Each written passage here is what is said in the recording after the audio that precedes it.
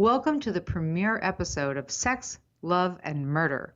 I'm Aphrodite Jones, your host, along with co-host Mike Ferguson. And in this episode, we're going to be talking about Ryan Jenkins, a reality star who turned deadly. You know, we all know that most reality TV is far from the reality that it's made out to be. I mean, let's face it, most of it's scripted, the plot lines are drawn out for characters to follow, and they want to get them into all kinds of trouble.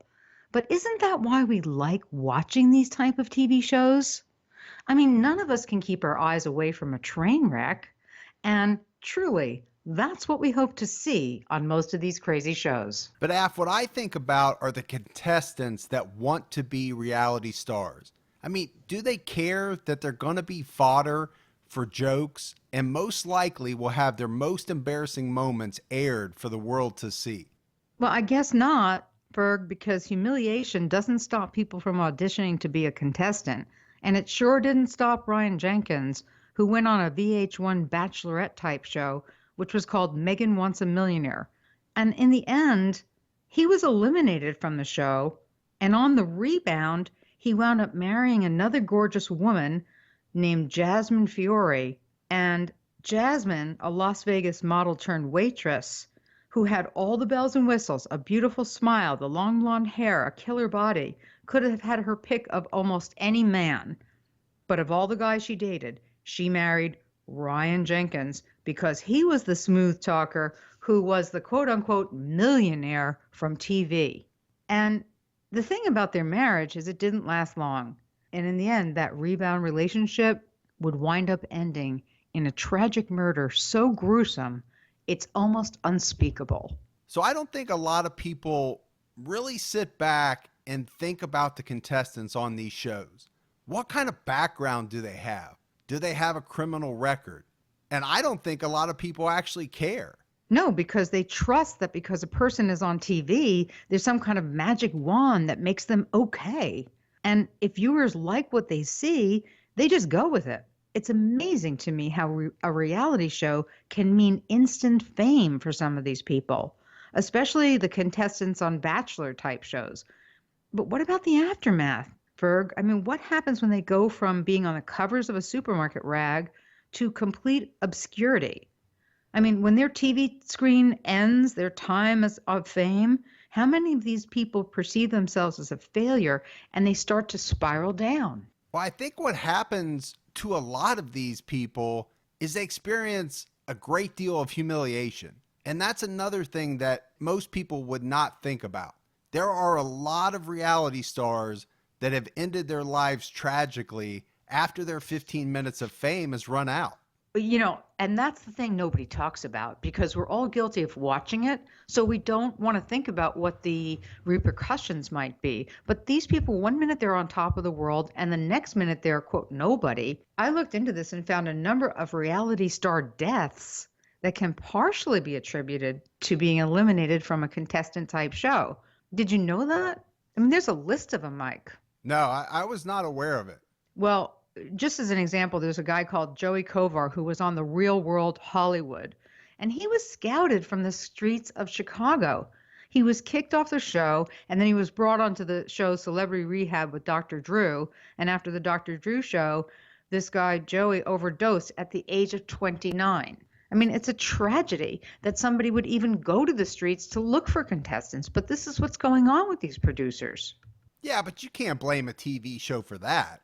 No, I mean, he was a drug addict, but why cast a drug addict off the streets in the first place?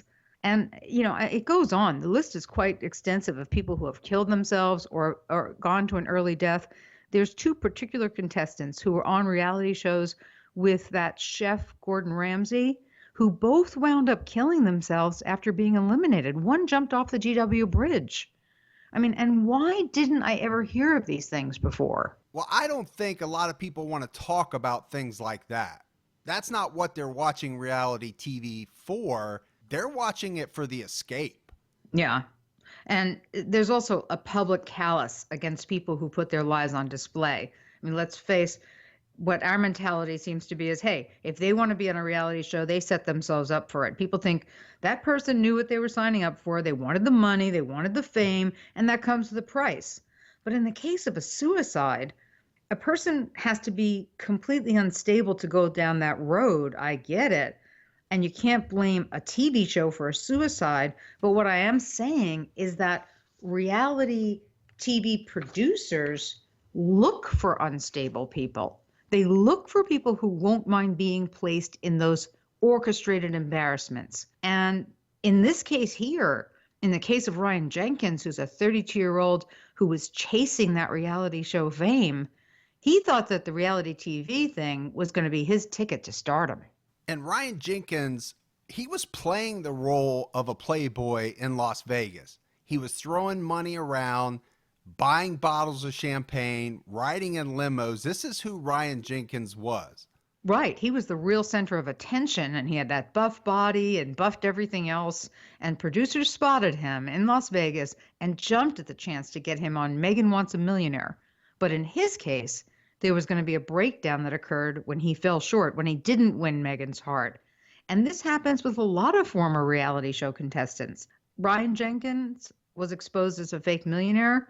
His unstable character then went into overdrive. And the thing is, there was no proper vetting of this guy Jenkins. Aren't reality shows supposed to do really thorough background checks? Well, from what I understand, Af, he passed a quote unquote so-called background check. He told the producers he wanted to be an actor.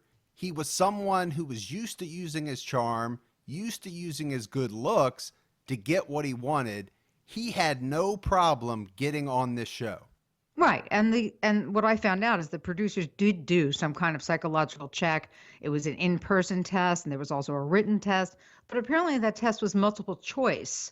And obviously it was not enough. I later found out that because Jenkins was from Canada, the producers of this show took him at his word, and they farmed out the criminal background check to a Canadian firm who let this guy slip through the cracks. And I don't know all that much about reality shows, but I can't imagine that the background checks are unbelievably extensive. And the other thing you have to look at is it's not illegal to cast somebody on a reality show with a prior arrest or with some type of troubled background. Well, yeah, I mean, there's a number of reality shows who've kicked someone off for having a sordid past. They don't care about having somebody having a troubled past. You know what I mean? In a lot of cases, they think it makes for a better TV show. It's more marketable, and they're happy to have attention on the show, sometimes even when it's negative. Well, sure, they want the more negative, the more dicey, the more eyeballs. And, when I talk about other people, other examples, look at the guy on The Real Housewives of Beverly Hills, Russell Armstrong. I don't know if you remember this guy. He faked being a millionaire. And when his charade was outed, and he was also accused of spousal abuse, the guy killed himself. There was no real financial background check on him because the guy was in debt. Yet the show puts him on as a big hotshot Beverly Hills operator. And then when he kills himself, nobody has any much to say about it. It's in the news for a blink. They address it lightly on the show, and it's like it didn't happen. Well, in that way, Russell Armstrong's very similar to Ryan Jenkins. I mean, we're going to get to it later, but at least on the surface, these guys were both smooth operators that turned out to really not be that smooth at all. And yet the producers who, just like they cast Armstrong, and these are different producers who cast Ryan Jenkins, they cast him on the premise that they would set Megan Hauserman up for life with this guy. In other words, they're going to be, making a life match with these bachelor and bachelorettes. But you got to remember that this is a multi-million-dollar industry. And it seems to be telling people like Ryan Jenkins that they can have it all, when really they're being cast based on what gets the most ratings. But what this case really comes down to is how does a reality star, and in this case specifically Ryan Jenkins, wind up being a cold-blooded killer? You have to ask the question, did he start out that way? Because there really were no signs pointing to that. Exactly. I mean, his father called him a gentle soul, and his mother blamed Hollywood and the media for spreading lies about Ryan when this murder of Jasmine Fiore's first hit the news, and blamed the media for following Ryan to his own death. I'm getting way ahead of myself because I want to start the story and talk about the woman, first of all, named Megan Hauserman, who was a beautiful blonde, a bombshell type. she was looking for fame on reality TV. So Megan had a string of reality appearances. She was even on The Rock of Love with Bret Michaels. So producers had their eye on her for a while. And when Megan mentioned she wanted to be a quote unquote trophy wife, a new show concept was suddenly born. And it's not that Megan was a gold digger per se. She graduated from the University of Illinois. She had a degree in accounting. But soon after she graduated in 2005, she began modeling for Playboy. And the minute she was voted Playboy Cybergirl of the Week, suddenly accounting's the last thing on her mind. And she decided if she's going to count cash, it's going to be hers. And she's going to get it by flaunting what she's got and get herself famous. And my guess is, Af, that being in Playboy, whether it's in the magazine, whether it's cyber, that had to have been a great qualification for this type of show. No kidding, Ferg. I mean, really, let's put it this way. I don't blame her for using her looks to get famous, but I've actually interviewed this woman, and I do have to say, I see her as one of the most shallow people I've ever met. I mean, she was just so self-centered. It was like she was the sun, and everybody else were the planets rotating around her. It was unreal. So I think we have to give a little bit of background on Megan. In 2007, this is when she really started her reality show appearances, and it was on a show called Beauty and the Geek. And she won this show and walked away with $125,000 for this win. She then goes on to appear on 3 different reality shows, all within 2008. So you had Rock of Love with Bret Michaels, I Love Money, and Rock of Love Charm School, which was an offshoot of the Rock of Love with Bret Michaels. Megan didn't win any of these 3, but she had so much of the spotlight, and she was loving every minute of it. You bet. And that brings us to 2009, when Megan suddenly is going to rise to reality superstardom because she is actually going to get her own VH1 show. And talk about a puffed up ego. This reality dating contest was going to be called Megan Wants a Millionaire. And the premise of the show was to bring in 17 millionaires to vie for her affection. And think about that, 17 millionaires all wanting her. And what I found fascinating, Af, is that in later interviews, Megan Hauserman is going to state, quote, "Once I find a millionaire, all I want to do is play tennis, drink wine, sit in hot tubs, and travel." Yeah. She told me that she wasn't in it for the money. She said, I was just single at the time and I thought it would be fun. But I mean, isn't what she's saying to the press about wanting to sit around drinking wine and sitting in hot tubs, isn't that the true definition of a gold digger? Well, I would have to say it is if you're only looking to marry for money. There's no doubt about it. That is the definition. But no one cares about the ethics of what they're seeing on reality TV. What's interesting, though, when you look behind the curtain, I find out that the casting for this show, which was focused on single men who had a net worth of over $1 million, according to my inside source, a number of these guys were not worth that kind of money. And I guess that was another vetting problem the producers decided to ignore. In fact, I found out that one of them was a plumber, another one was a bartender. Not that there's anything wrong with that, but these guys were making themselves out to be millionaires, and the show's producers were going right along with it. Well, they did need 17 guys, and they needed 17 good-looking rich guys in a certain age range, and you're just not going to find too many young guys that fit that bill of the millionaire. Well, exactly. Like young, handsome millionaires are just hanging off trees, right, Ferg? They're just waiting to be picked and humiliated on national TV. So you have Megan Wants a Millionaire. The taping began in February of 2009, with the first episode set to premiere on August 7th, 2009.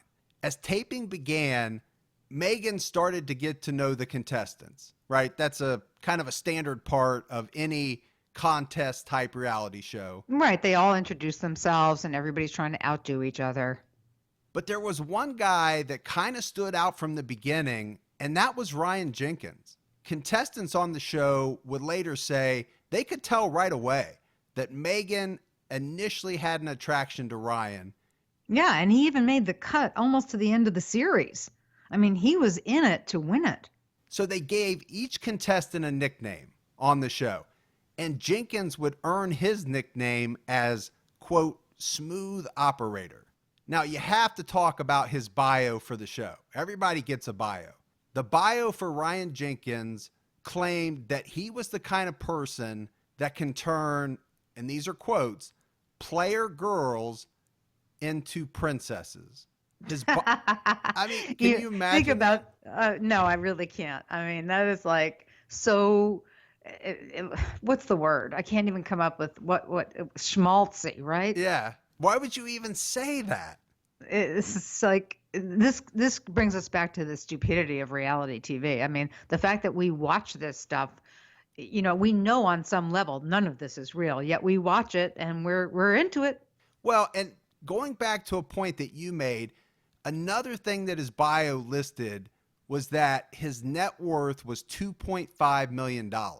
But that net worth is going to come into question later, because you're going to have a lot of people saying that Ryan Jenkins didn't have that kind of money that he was telling people he had.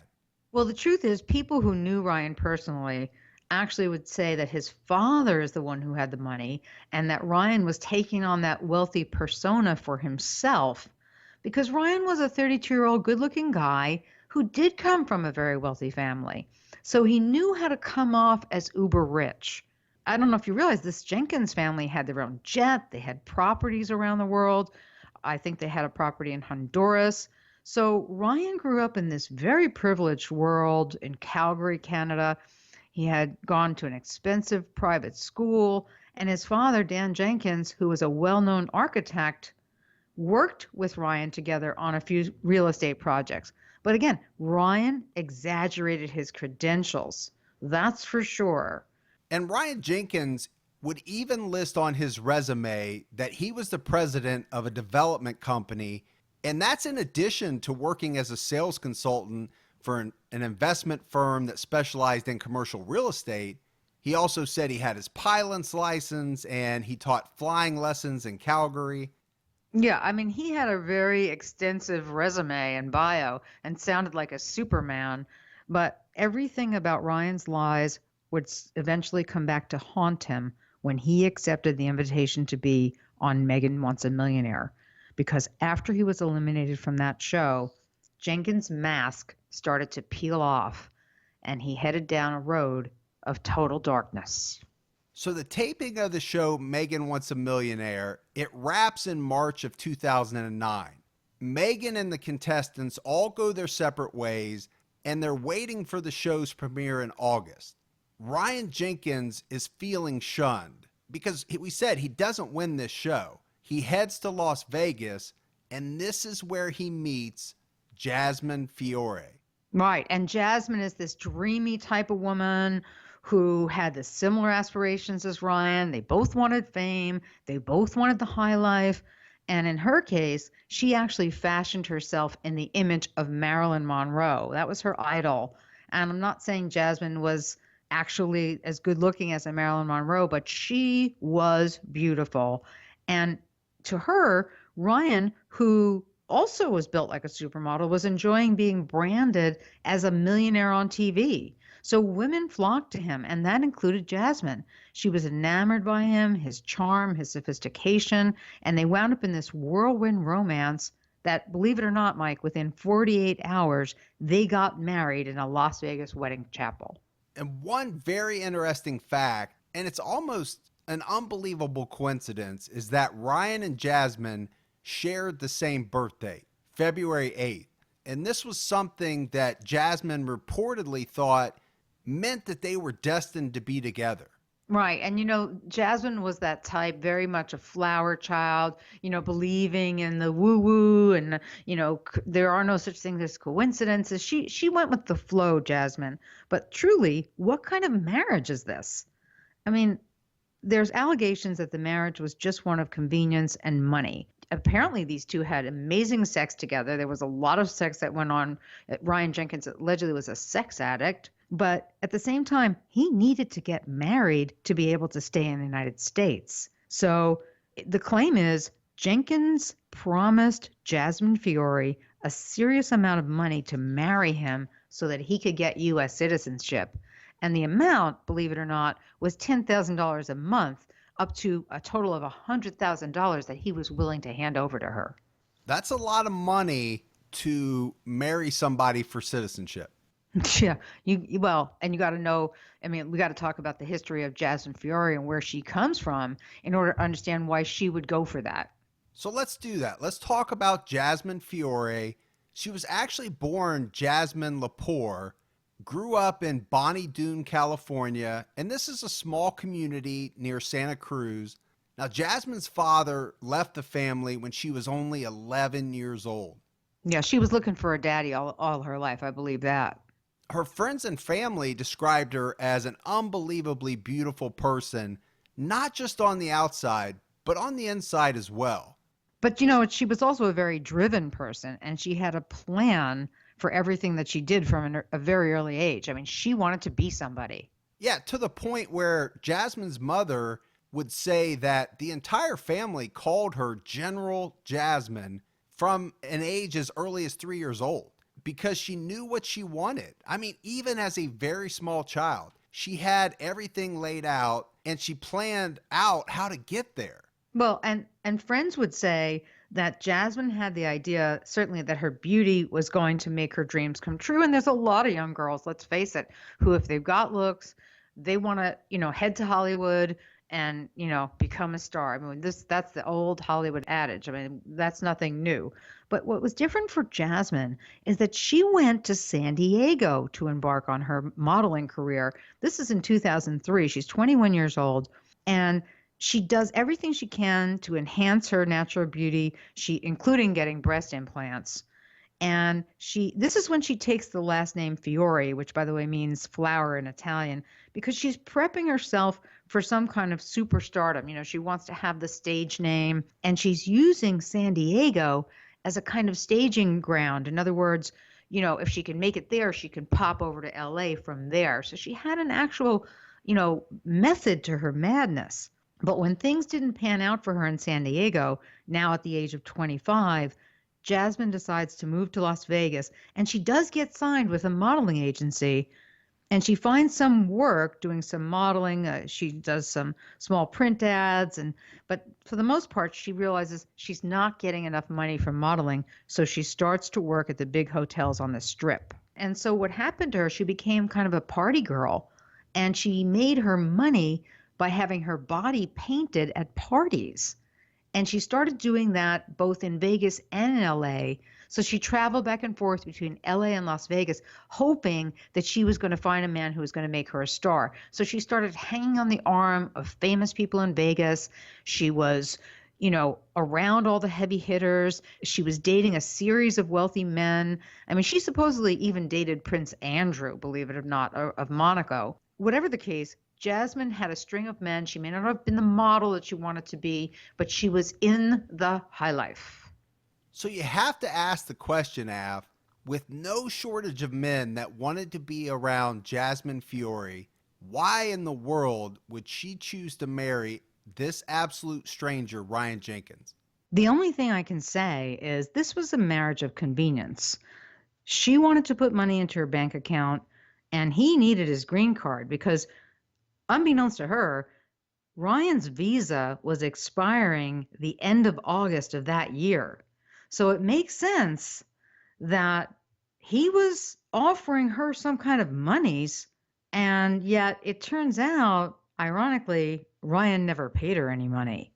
He always had an excuse about having to wait for his money to transfer from Canada. He had one excuse after another why he couldn't pay her money. His credit cards didn't go through, but it was because they were in Canada. Eventually, Jasmine realized that she had gotten duped. So it's probably no shock that this extremely quick marriage between Ryan Jenkins and Jasmine Fiore, it was troubled from the very start. Jasmine would tell some of her friends that Ryan was everything that she had been looking for in a man. But the bliss that Jasmine was feeling would quickly turn into a love-hate relationship. So Ryan Jenkins had a past that Jasmine was not aware of, and it was a past that had slipped through the screening process conducted by Megan Wants a Millionaire. And that past included violence and rage and a criminal conviction. And I want to go back to 1999 when Jenkins had gone to a previous girlfriend's house and broke a picture on the wall because he saw her with another man in her home. Now, that wasn't such a big deal because he got a slap on the wrist and was charged with breaking and entering, and he pleaded himself out to mischief causing property damage, and he was given a conditional discharge with 25 hours of community service, which he completed successfully. So that wasn't that big a deal, but in January of 2007, Jenkins was convicted of assault against his girlfriend in Calgary. And this time, he was sentenced to 15 months probation. And he was also ordered to attend court-mandated counseling for both sex addiction and domestic violence. Yeah, so these earlier incidents give us a small window into the type of person that Ryan Jenkins was. He was a very jealous man and was capable of physically assaulting women. And no one realized that when Ryan Jenkins left Canada to head to the US, he was still on probation. They didn't have any clue that he was a violent man. But within a month of the marriage, Jasmine would begin to see Ryan's past start to surface. Mm-hmm. Ryan would become not only verbally, but physically abusive to Jasmine. Yeah, and Jasmine, who was the type who liked to flaunt her looks, well, that just added to his rage. I mean, Jasmine would actually dance on tabletops in Vegas casinos and flash her perfect bod. I mean, there are rumors that she was licking her boobs and, I mean, drunk and crazy and out there. So, I mean, she did things to incite his rage, not because she wanted to incite rage, because that's who she was. She was this flamboyant party girl. And so the pair fought over jealousy, and their volatile relationship was also about the money problems too, because Jenkins, remember, the self-proclaimed millionaire, never seemed to have a penny. And this is one of the things that I don't understand, Af, because I would think that Jasmine would have wanted out of the relationship pretty quickly if she didn't get what she was promised. Oh, she did. I mean, don't get me wrong, Jasmine even talked about an annulment, and she eventually moved away to LA to get away from Ryan. But she must have had some kind of fatal attraction to him because she let Ryan follow her there and live with her in her apartment in LA. Now, I interviewed her friend, one of her best friends, Marta Montoya, who told me that Jasmine was used to men depositing money into her bank account, not the other way around. But she said also that Jasmine was so into the fact that Ryan was obsessed with her. That Jasmine just loved all that attention from him, so she put up with paying the bills. And I guess I'm just not getting it, because if she has all of these other guys, and we're not just talking about any types of guys, these are guys with a lot of money, why would she stay with Jenkins? He was allegedly hitting her. A lot of people witnessed these ugly scenes between the two of them. Why would she want this guy around? That's an enigma. That is really a mystery, because you're right. She did have wealthy men around her. And the one thing she did is she kept her ex-boyfriends, and she had been married, a quickie marriage at one point. She kept her ex-fiancés, boyfriends, and whoever. She kept in touch with them. So she felt in a way that she could enjoy Jenkins' obsessive love, if you will, possessive love, and at the same time she could find a way out. I think that's why she let him stay there. I really do. But at the same time, Jasmine in the beginning was keeping the abuse a secret, which of course happens in many instances of domestic violence. When his rage surfaced, what is confounding to me is that there was an incident at a pool party in Las Vegas, which precipitated Jasmine moving to Los Angeles in the first place. And it was a public setting where at this hotel pool, Jasmine was very drunk. Ryan supposedly was a cocaine head. Now, she's there with a number of her former love interests at this party. And like I said, she had stayed in contact with these people because she always wanted to keep her options open. And at some point, Ryan sees Jasmine kissing a former lover in a cabana at that pool party, and he confronts her. And the exchange becomes so heated that at one point, Ryan hits Jasmine and pushes her into the pool fully clothed. And I mean, that's humiliating. I mean, what he did to her, it wasn't the fact that she came out bruised, but she came out emotionally and mentally bruised from that. And she did file a domestic violence complaint against him shortly after. Jenkins spent one night in jail, big deal. But again, it doesn't answer the question, why would she stay with this guy? Why? She did have the other men around. It just almost doesn't make any sense. No, it really doesn't, because their marriage is on the rocks, and it's going to get worse because Jasmine actually walks in on Ryan having sex with another woman in their apartment. Now, this was Ryan trying to make her jealous, but his plan backfires. All it does is force Jasmine to go off into the arms of one of her ex-boyfriends, her ex-lovers. She takes a much-needed break from Ryan altogether. Right. And so now the newlyweds are split. And now Ryan Jenkins eventually gets a court date in December of that year for the domestic violence charge that Jasmine filed.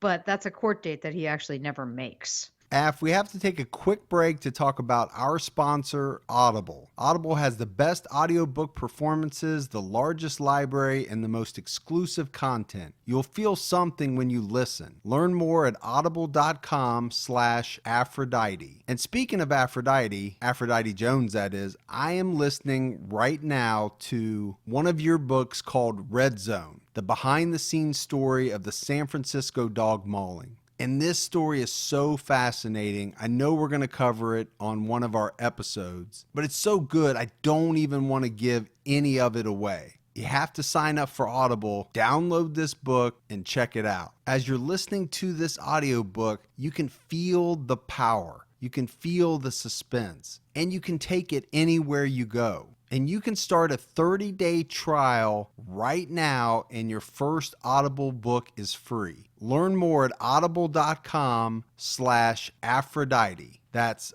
Audible, AUDIBLE.com/Aphrodite. APHRODITE. Now, while he's waiting for that court date, Jenkins would latch on to another reality show opportunity, and he lands himself a spot on season 4 of a show called I Love Money, which, how appropriate is that, by the way, Ferg? For him, spot on. Right. So taping begins in June of 2009, and the show is taped in Mexico. It wraps in August, and this gives Jasmine time to think and time to be around that elite party circle that she hung with in LA. And she starts to think, you know what? I don't need this guy. I'm over it. I mean, this is a girl who'd been to the Playboy Mansion at the behest of Hugh Hefner himself. So we're talking about a real beauty here. And she knew her way around LA and the players. And she also knew now that Ryan was in way over his head, that he was a faker, and that now she's realizing he's overly obsessed with her. She's realizing at this point, you know, it's not a good thing. You know, she doesn't want this type of attention. And just she decides to file for the annulment while Ryan is on location shooting that quote unquote his own reality in the I Love Money. Ryan is staying in touch with Jasmine, and he's continually professing his love for her. And what she did is she just goes along with him just to keep the peace, which was probably not a good idea. So you mentioned, Af, that Ryan and Jasmine are still corresponding. And Ryan sends Jasmine an email on July 27th, 2009. And I want to read this email. It says, "If you can come back to me and stop all the craziness, we can have a wonderful life. Your forgiveness, trust, and loyalty is all I need right now. And when your love for me grows and our lives are headed in the right direction, I'll truly feel complete. I will never leave you. I only want you." Yeah.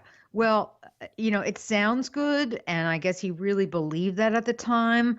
I'm not sure if he thought he could win her over with cash or what it was, because at that point, Jenkins had just walked off the show as the winner of I Love Money 4. So he's riding high because he won the show. He was going to be collecting $250,000 for that win.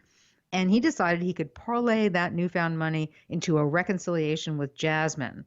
And you know what's weird? is that the two actually did reconcile when Jenkins returned back to the States from Mexico.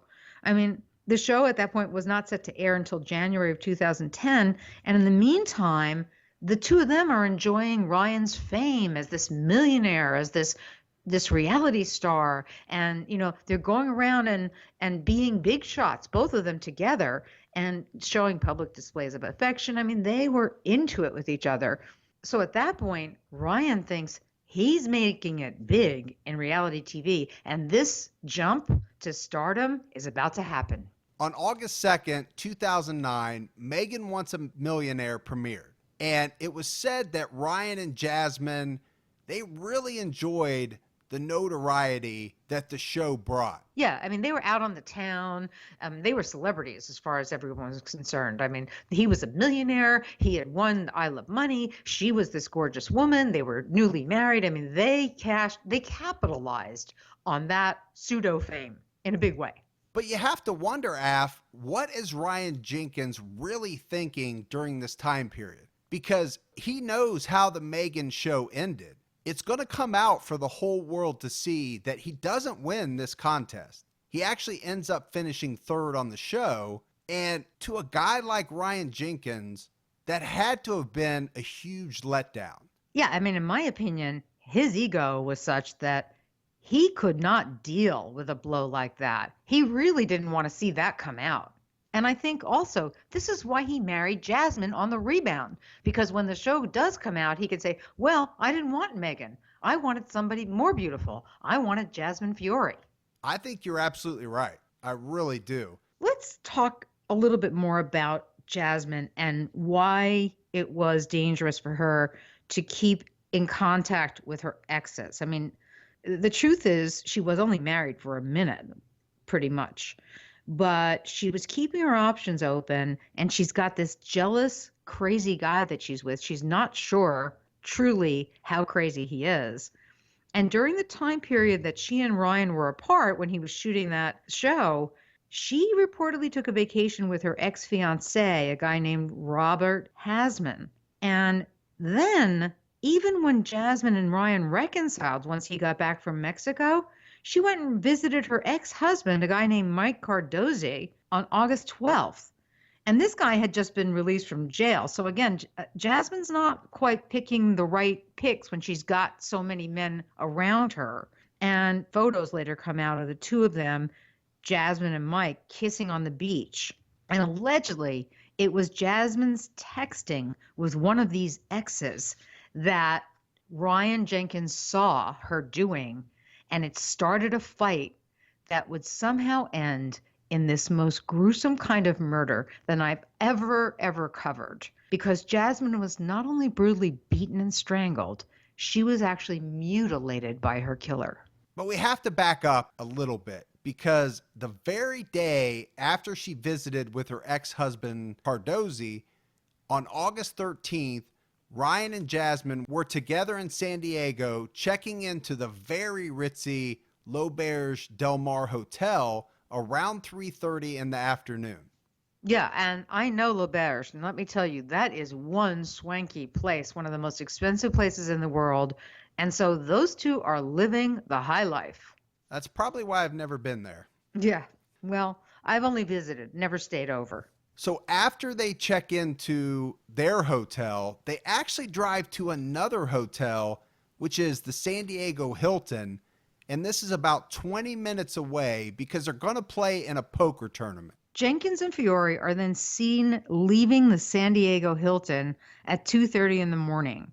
And this is the last time that anyone would see Jasmine Fiore alive. Now, security camera footage would show Jenkins arriving alone to the L'Auberge Hotel at 4:30 in the morning. And it later showed Jenkins carrying out luggage at 6:24 a.m. But when Jenkins checked out the next morning at 9:30 a.m., he had no luggage with him. We see that on the security footage. So somehow he eventually winds up back at the couple's apartment in Los Angeles, and now he's frantically texting Jasmine's friends, asking if they'd seen her. It would actually be by accident that someone found a bloody suitcase that had been thrown into a dumpster in Buena Park, California. And this was in the early morning hours of August 15th. Inside this suitcase was the naked body of Jasmine Fiore. It had been stuffed into the suitcase in a fetal position. When police responded to the 911 call, they saw that the young woman's body was so badly brutalized, it was so badly mutilated, they thought that this might have been the work of a serial killer. Yeah, I mean, nobody you would imagine, you can't imagine that anybody would do something like this to a loved one. That's what the police actually told me from Buena Park. Well, you would have to think it's a stranger. Yeah, because the victim had been strangled and there were signs that she had put up a fight for her life. Her nose was broken and her body, when it was found, police could not make any identification of it. I mean, Detective Greg Hilton of Buena Park PD told me that the victim's teeth had been yanked out one by one with some kind of a plier.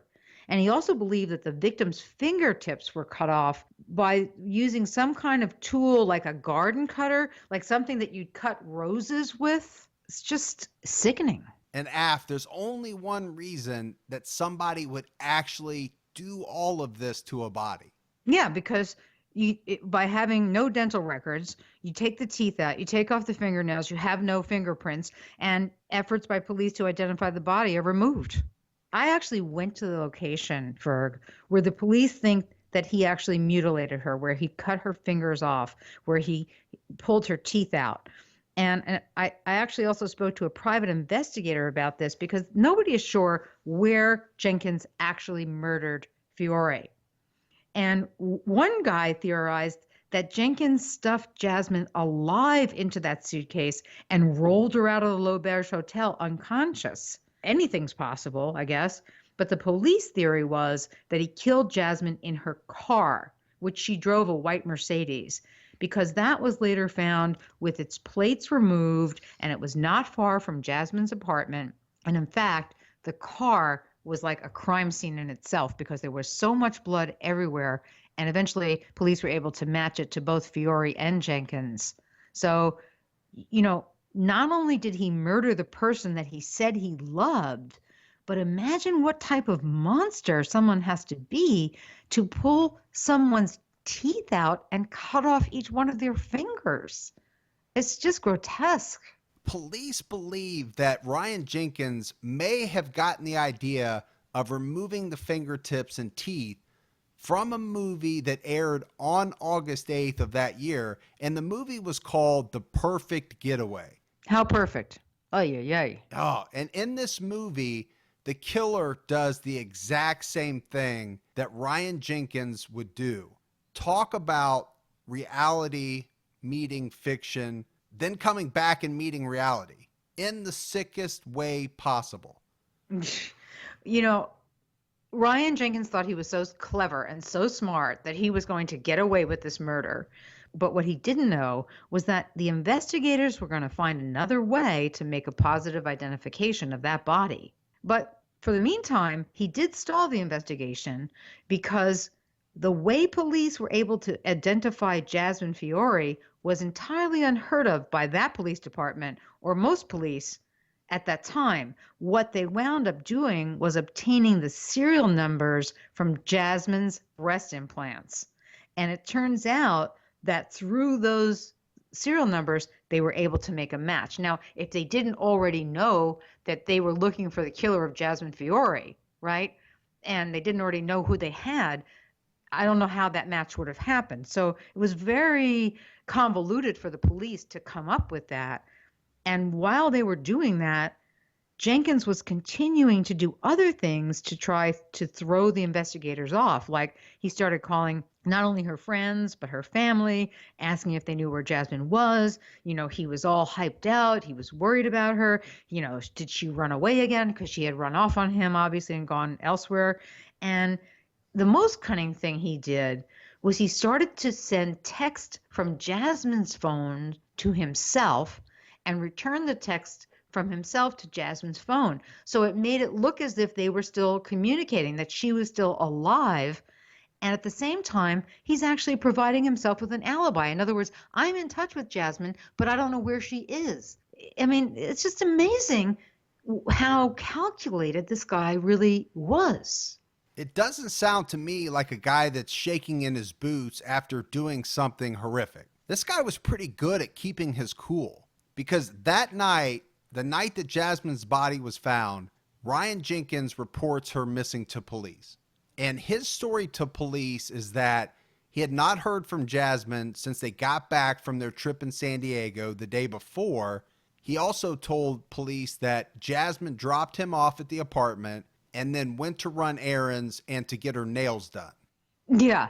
Meanwhile, a few days later, after he makes that report, when Jasmine's white Mercedes is discovered with its interior covered in blood, investigators also find a letter from Ryan to Jasmine in the glove box. And that letter tells them these two had an extremely rocky relationship. And now Ryan Jenkins is their prime suspect. At that point, it's not going to take them long to figure out that the story Jenkins has been telling them about her being missing and the rest of it, and that she had her nails done, it's not true. And they start to go back and gather up surveillance tape and backtrack into where this couple had come from. And that was that L'Auberge Hotel in San Diego. So on the night of August 13th into the early hours of August 14th, police see footage of Ryan and Jasmine, first of all, leaving the Hilton at 2:30 in the morning. Then they see Ryan return alone to his hotel, the L'Auberge, at 4:30 in the morning. Then they see him leave alone again from the L'Auberge at 9:30 on the 14th. So what they do not see is Jasmine either returning to the hotel or leaving the L'Auberge Hotel the next morning. What they found instead was Jasmine's blood and hair on the patio of their hotel room. So what police theorize is that Ryan Jenkins went back out to the car, brought Jasmine's body into the hotel room through that first floor patio entrance, and this was done undetected by the surveillance cameras. Now, cameras did catch Jenkins leaving his room several times in the middle of the night. At one point, he even has his hotel room phone in his hand. Was this so that Jasmine could not make a phone call? Was she already dead at this point? I mean, that's the question, I suppose, is she could have been in a state of unconsciousness. So he's walking around with this wireless phone and he's taken off the cradle and he's in the hallway. You can see him on surveillance cameras with that phone. What is he doing? That's what makes me wonder if it was possible that Jasmine was alive, because why else would he have that phone? He wasn't making a phone call. The only reason he'd be walking around with that phone when we know her body is in that room is if she may have been able to wake up and try to call 911 or call the hotel operator or whatever. That's the creepiest part of this to me. I mean, how horrifying is it to think that he stuffs her in a suitcase when she's actually alive? I mean, I don't even want to think about that. But what I do know is that it's weird that he had the telephone with him in the hallway. I don't know why else he would have it. And that police do have a timeline that says Jenkins put Jasmine's body into the suitcase sometime between 4:30 a.m. and 9:30 a.m. because they saw him rolling the suitcase out. So the police have a very hard time figuring out whether he killed Jasmine in the car on the ride between hotels or whether he killed her once he had her back in the hotel room at the L'Auberge Del Mar. Surveillance cameras do catch Ryan carrying clothing out of the hotel to the car prior to leaving that morning. So there's no doubt about one thing. Ryan Jenkins had to make room in that suitcase for Jasmine's body. And to do that, he had to take his clothes out and put them in the car. But as for where he killed her, that's always going to be a mystery. I tell you, police put Ryan Jenkins 90 miles away from San Diego in Corona after he left the hotel. At that spot, and this is a place that I drove to with a private investigator, they found brush underneath Jasmine's Mercedes, and they believe he may have traveled off-road to remove her clothing and cut off her fingernails and extract her teeth. Now, when I sat in that location And I had to actually think about this person actually doing this to someone he married, to someone he wrote all these love notes to someone he had this wild, passionate love for. Ferg, I can't put the two things together. He's not a serial killer. You know what I mean? Like, he loves this woman. We've read the emails. We know all of this. You know, how do you put this together? Well, I can't put it together either. But people who kill someone in a fit of passion and they snap, don't turn around and extract people's teeth one by one. I mean, that to me is where it starts to get into. I know he's trying to save himself, but there's something just so much darker about that to me. So I get what you're saying, Af. There is a very calculating aspect of Ryan Jenkins at this point. And so Jenkins drives back to Los Angeles. He dumps the Mercedes in an unused parking lot, and then he walks back to the apartment. Yeah, and he's cool as a cucumber. He reports her missing, and eventually the LAPD ask him to come into the station for questioning. And it's at that point that Ryan Jenkins would go on the run. And that run ignited an international manhunt that involved over 40 law enforcement officers from both the US and Canada. Because what Ryan did, he actually drives to Lake Mead near Las Vegas, where he had a boat. He gets his boat and drives it to northern Washington.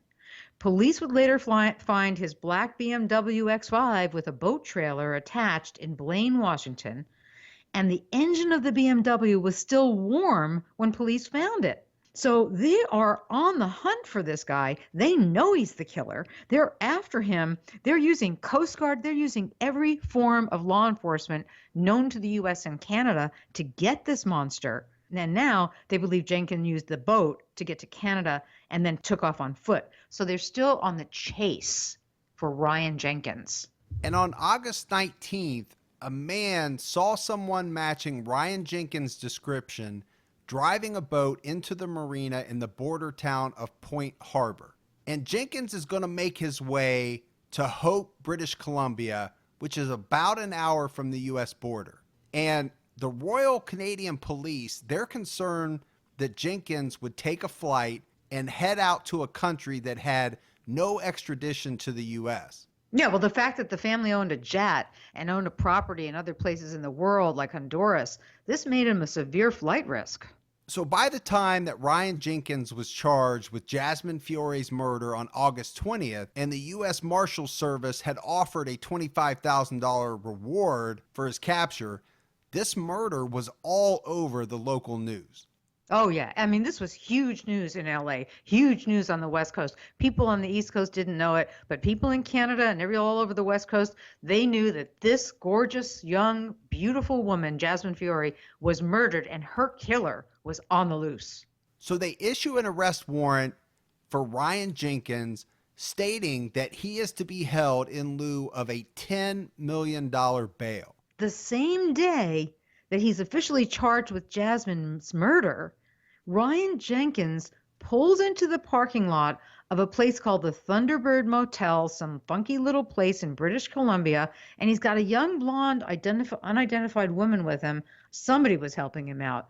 The young woman paid cash for 3 nights. The man working at the desk of the Thunderbird would later say that the woman left about 20 minutes after checking in, and he'd also tell police that the man he saw around the motel over the next few days didn't look like the pictures that he had seen on television of Ryan Jenkins. So Jenkins is seeing his photo all over the news. He's sitting in that hotel, that motel, for days now, pacing and wondering, and he's seeing that he's wanted. And I believe, Af, that the reason why he wasn't easily recognizable is that Ryan Jenkins had lost quite a bit of weight. The manager would say he looked exhausted. He just looked nothing like the buff, good-looking guy that he'd seen on TV. That is where you have to wonder what is going through his mind. What is the devolution of Ryan Jenkins? He's now fled the country. He's now lost his dreams for the reality stardom. He's lost his dreams of marriage with Jasmine. Everything has has now devolved into him being this monster. And on August 23rd, when the occupants of room 2 in that Thunderbird motel failed to check out, the manager and his nephew went into the room, and what they found inside was Ryan Jenkins hanging by a belt from a clothes rack that was mounted to the wall. So he hung himself. That was it for him. So detectives get inside the room, and one thing that they find is Ryan Jenkins' computer. And inside the computer, they find a will that Ryan had written 3 days before his suicide. That note that they found is essentially a suicide note because he called it his last will and testament, and it provides insight into what Jenkins was thinking as he sat in the motel room in British Columbia. What is he thinking prior to ending his own life? He actually puts the blame on Jasmine Fiore for all his troubles. He states in that letter, that last will and testament so-called, that she was beautiful and that she caused him to be jealous by sleeping with her former boyfriends. But nowhere in that letter, Ferg, does Jenkins take any responsibility for the death of his wife. And the fact that he doesn't even acknowledge the loss of his wife tells you everything you need to know about Ryan Jenkins. So, Af, I want to talk a little bit about the friends and family of Ryan Jenkins in Canada, because they're going to come out. They're going to talk to the media. And what they tell the media is that the smooth operator, the promiscuous person that everybody saw on the TV screen, this was not the same intelligent, successful man that they knew. People loved him. I mean, he was a big somebody where he came from in Canada, and his friends and family certainly didn't want to believe this good-looking young guy who set out for stardom could possibly be any kind of a monster. His mother was quoted as saying he's a good person, and the media just made him out to look so bad. Yeah, she'd go on to say he was the best son, and that it was the media who painted him as a monster. And this is the kicker, Ferg. She even hints that the media was at fault for chasing him down and causing his suicide, because they're out there, along with the police and all the rest of the searchers, the law enforcement. The media is also looking for this killer because they want the scoop on the story. Can you imagine that? She's going to blame the media for this monster's act, for this guy who clearly couldn't cope with life as he wanted to see it and killed himself. This is the media's fault? You mean like Ryan blamed Jasmine in his letter?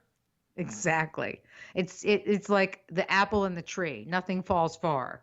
I've seen it with so many mothers before. I mean, and the one that sticks in my mind the most is Casey Anthony's mom. I mean, she smelled death in Casey Anthony's car. She called it in. We heard it on the 911 tape. I was at the trial. And yet she refused to believe that her daughter was guilty. I'm sure in the stories you cover, you see parents in denial, Ferg. You've seen this. People who don't know how to deal with the murder, the families of the murderer, not the families of the victim, but the families of the murderer who just sit in complete denial. Yeah, I've seen it a lot. I mean, parents who are in denial, they just don't know how to deal with this type of situation. And then there's the victims' families who, of course, really, they're hounded by the press and they don't want to talk and they are grieving and they are completely beside themselves. And then if they don't get good press on what's happening, or then if they feel they're not getting justice, which in this case, Jasmine Fiore's family had no justice, because Ryan Jenkins robbed them of that by killing himself. I mean, it's a double whammy for them. And in the research, one of the things I found was Jasmine's mother talking about how she planned to set up a foundation in her daughter's name. I tried to dig a little deeper, but I couldn't find anything about whether or not she actually went through with that. Well, that's a common thing, Ferg. I see a lot of people who try to start foundations for their child, and even famous cases like Chandra Levy. I talked with Susan Levy, and she was going to she did start a foundation for Chandra. But the thing is, it's very difficult to keep foundations like that going. You need a huge network behind you. And I find that, in most cases, after the media is done with the case, things get forgotten. And it's very sad, very, very sad. That's another sad part of all of these stories, is that people forget the victims and victims' families, rather. They really do, and move on to the next story. Yeah, I think Jasmine's mom, Lisa Lepore, she has to live with a lot of guilt. There was no doubt that she was very angry about the media coverage. Yeah, well, I looked into her a little bit and found out that Lisa was a hippie type, and she didn't really raise Jasmine with any kind of formal foundation. I mean, Jasmine was allowed to be a free spirit. She was on her own at age 21 with nobody to answer to. And there were rumors that Jasmine was a dancer, and also rumors that she made a porn film under a different name. This came out in the media, Ferg. So when you say she wasn't happy with the media coverage, well, the media was covering what it was that Jasmine actually did do in her life, and the mother didn't want to see that. But I don't think any of that type of coverage really matters. No, because Jasmine's mom had the right to be angry at the media for portraying her daughter in a bad light. She had the right to be angry at the reality show that, in a roundabout way, gave credence to this guy, Ryan Jenkins, as being a good guy, as being a catch, when actually he turned out to be a cold-blooded killer. Now, in the wake of the murder and the revelation that Ryan Jenkins was involved, VH1 decided to put the show Megan Wants a Millionaire on hiatus. I mean, what else could they do? No, for sure. I mean, they were sorry any of it aired. And at that point, only 3 episodes of the show had been aired. And in the end, VH1 is going to make the decision to pull the show altogether. Sure, because the minute the murder was on TV, which was soon after the show started airing, the series was canceled. The most shocking thing about that, though, to me, Ferg, is that I interviewed Megan Hauserman, and I have to tell you, Megan, when I asked her about her show being canceled, about her feelings on that, honestly, she seemed more upset about her show being canceled and her reality career being over than she did about Jasmine's murder or Ryan's suicide. I mean, that's my opinion. It's not that Megan ever said that, but she sure was in tears about her TV show. And there were no tears for Jasmine. In fact, if anything, it seemed to me like she was blaming Ryan Jenkins for her tears. Like, in other words, he ruined my life. That's the implication of what she was saying to me. I mean, you talk about how people can lose all sense of real reality, not reality TV. This to me was mind-blowing. Based on what you said, Af, what I get is that Megan is upset with Ryan for causing her TV show to go off the air. Correct. All she cares about is Megan wants a millionaire. That's all she cares about. She cares about being the center of the world. And now that's going to be over because this horrible thing happened. So not only does VH1 cancel Megan Wants a Millionaire, but we talked about Ryan being on a season of I Love Money. And that season had not aired yet. And they had to shut that down completely as well. So what you have is that Ryan Jenkins never achieved the reality star fame that he so desired. And here's the thing, getting back to reality show producers picking unstable people, not vetting people, and having people on air who wind up committing suicide. We talked about a few examples who I could get into more, who are drug addicts, other drug addicts. I saw an example, and there's like 21 people who have had strange and unusual deaths that have been on reality TV, and this is in the last 10 years. So it's not a small number when you think about it in those terms. Now, I get it that we can't blame reality TV for the murder of Jasmine Fiore, but we can blame reality TV for making Ryan Jenkins famous enough to dupe Jasmine into a fake marriage. Because if not for him being on that show, Megan Wants a Millionaire, which everybody knew about in Las Vegas because it was taping there and it was all over the place, he would not have had the allure, and he wouldn't have been able to pull one over on her. I mean, at some point, she wouldn't have put up with the abuse or the verbal abuse, the physical abuse, whatever was going on. She wouldn't have even gotten into that relationship, I don't think. So there is a correlation here in my mind between him having been chosen on a reality show, which, by the way, nobody wants to talk about, and VH1 shut down so fast, and no one's ever talked about this again, which is why we're doing this on this podcast now. It's like the biggest taboo in television is not to go behind the curtain of reality TV. Do you know what I'm saying? What I think for sure is that him being on that show allowed him to pull off the facade. I don't think there's any doubt about that. It helped him. Absolutely. Now, that doesn't change the fact that Jenkins had to be some kind of a psychopath.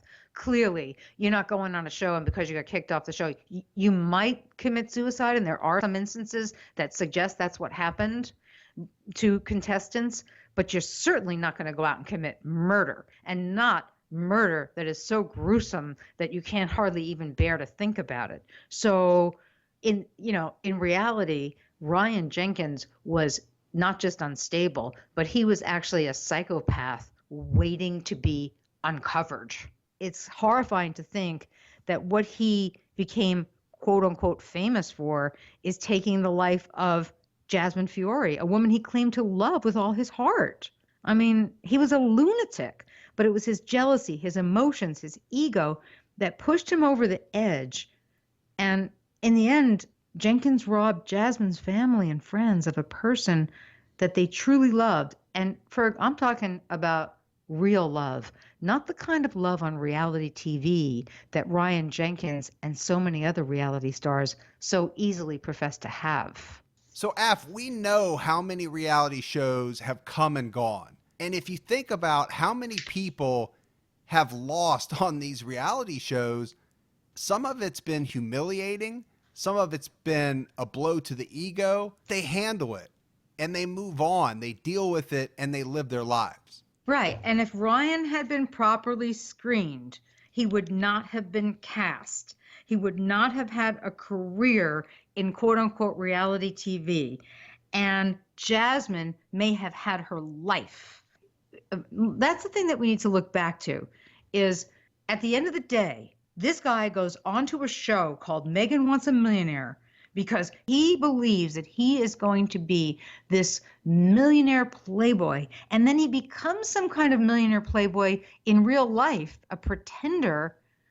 And all of it winds up in this absolutely brutal, insane murder that should never, ever have happened. And I guess what gets me, Aph, and what is going through my head is, how could he have thought that was ever going to end up in a positive way? Being a fake, pretending. He would have been exposed at some point. He would have been exposed, and that's the thing. We talk about humiliation as entertainment. This is one of the most shocking versions of humiliation entertainment turning to murder. I mean, you talk about, when we talked about earlier, the callousness of people toward when reality stars get humiliated and how we enjoy watching that. In this story, in this case, what's amazing to me is that there wasn't more media coverage on this, that people don't want to talk about this, that they enjoy the dirty pleasure, the sinful pleasure of watching people get humiliated on TV, and they don't want to think about the aftermath. It's like, okay, that happened. Let's move on to the next reality show. And I'm not blaming the audience, but we do all have a part in it. Here's what I can say about Ryan Jenkins. He had a huge letdown, that we know. And TV lets people down when they don't make it. And then many people do act out. And so he was found out. He was made naked before the world. He then has a huge trauma because he does not have the ego strength. He doesn't have the ability to deal with being unmasked. He's already an aggressive and violent person. And with Ryan, who had some kind of vulnerable makeup, you could see somehow that he was living in a dark hole. And in that hole was a core of rage. There's no doubt he had a history of aggression. There's no doubt that was missed on the front end by these producers. And clearly, I believe this guy was not only damaged goods, but he had some kind of wounded person, a personality disorder that in his mind, this show for him was a reality. And, I don't think any of these shows have anything to do with reality. But this particular guest goes into the show thinking it's a reality. And unlike other contestants, that's what he believes. And the person who goes there to get notoriety and is seduced by the camera, in this case, Ryan Jenkins, not only hits rock bottom, but goes into the absolute reckless moment of clearly dealing and dabbling in diabolical human behavior. What we've been talking about here is how a love relationship can turn from good to evil without people ever realizing it. I mean, this twisted love affair, the cheating that went on, the stalking, it has you thinking about all the lies that people tell each other in the name of love. I'm Aphrodite Jones. I'm Mike Ferguson. And this is Sex, Love, and Murder, where love and insanity are more connected than you think.